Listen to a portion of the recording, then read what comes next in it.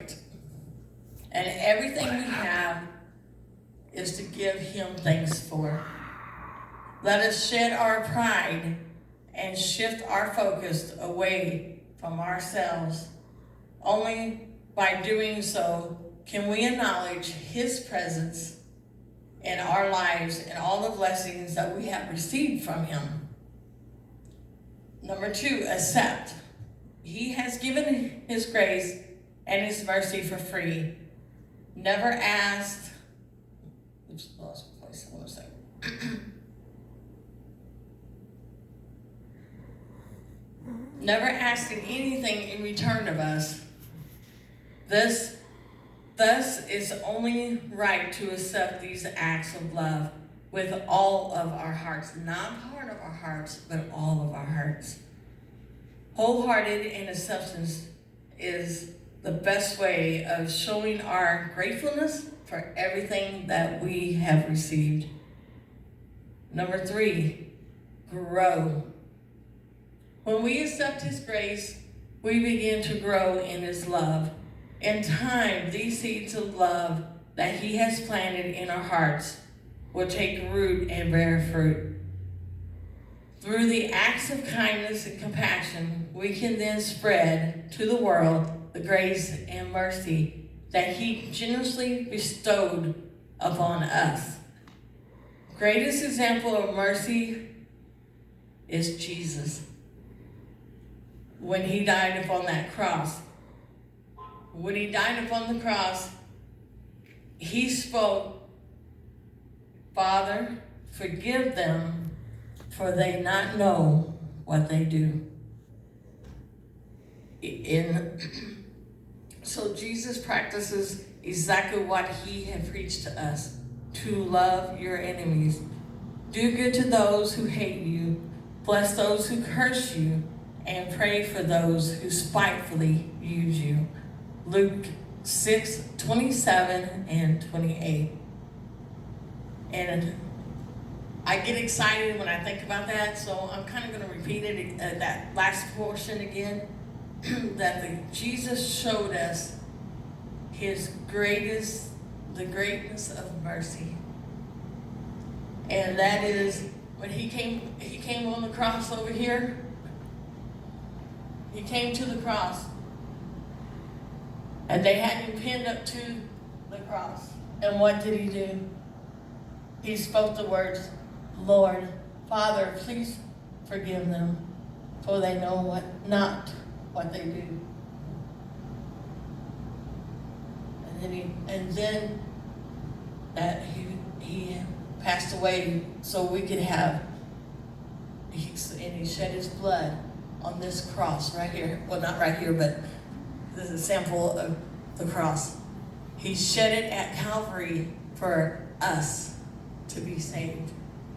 That is the most greatest, awesomest thing, awesome gift that he's ever gave anybody is his life.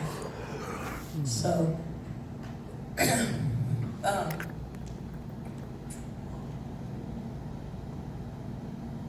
that to me, it just does something. It gets something stirred on the inside of me. I'm pretty much done with my notes now. It just does something inside of me to think about what he did. You know, he didn't have to do those things for us, you know. And out of all the gifts in this world that we will ever have is that one gift upon the cross of Jesus. He gave us his love. He gave us his compassion. He gave us his grace, his mercy to make it through every day. And we're not supposed to take, I'm going to try to do this walk down thing with Michael. We're not supposed to take and to keep it to ourselves. We can't keep it inside of ourselves. We have to give it to each other. We have to give it to the world. There's a dying world out here. We're so messed up out here. And it's because people's not showing each other humble grace and mercy. They're not seeing that. And as Christians, even myself, there's been times where I have to say, that I missed it because I was too busy, maybe in my own thoughts or whatever. I don't know. I can't know exactly, but I miss it sometimes. And it's okay to miss things, to admit that we miss it. For some reason, people think that Christians are robots, and we can't make mistakes, we can't mess up. That's not true. That's what the grace and mercy is for. We just don't need to abuse it. There's no reason to abuse that perfect and beautiful gift that God gave us.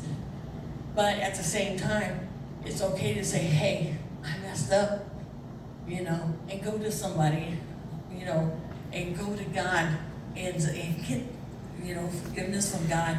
And if you need help to do that, we're not robots, and for some reason that's the Christian form has become, we cannot do anything wrong. And then when we do wrong, what's the first thing that happens? We hide it. Even though some people might see it, but we hide it and we never admit to it. And so that doesn't help anybody, because they see, if that person is seeing us and we're messed up and we can't acknowledge it, we can't show them how we go about to take and get God's grace and mercy, then how are they supposed to do that? If we can't show them that we go to the cross, we ask God to forgive us. We asked Him to forgive us. We asked Him to help us to deal with whatever it is that we're dealing with,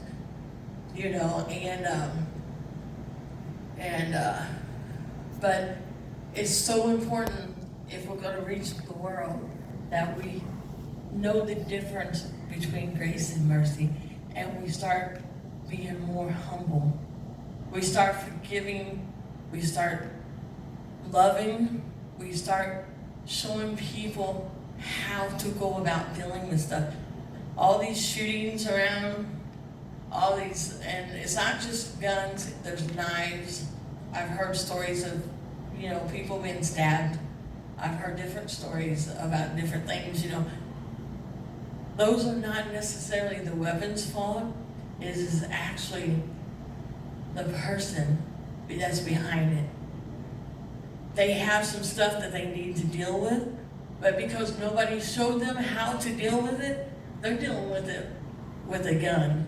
They think, for some reason, they think that's right. I don't know. I could never think it was right, but for some reason they do. Or a knife, or whatever, I mean, David took a rock, and what did he do? He killed Goliath with a rock.